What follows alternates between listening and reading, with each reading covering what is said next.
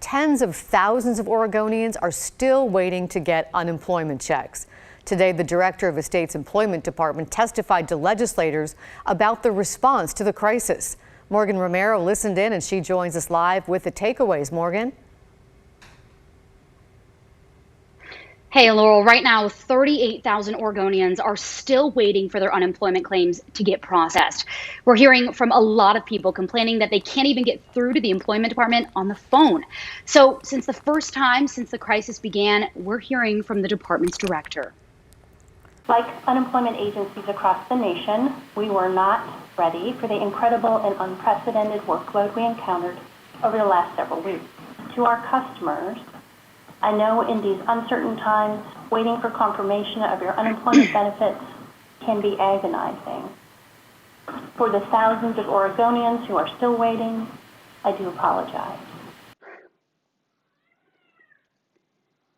I learned today 402,000 Oregonians have filed for unemployment in the span of just 2 months after historically low unemployment in the state.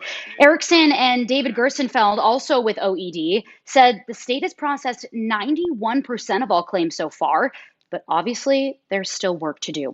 The additional programs has added layers and layers of complexity, and we're asking people who have worked for us for just weeks to be able to quickly navigate those systems. OED unveiled a new strategy called Project Focus 100. The goal? Process those 38,000 backlogged claims ASAP to get Oregonians the help they need.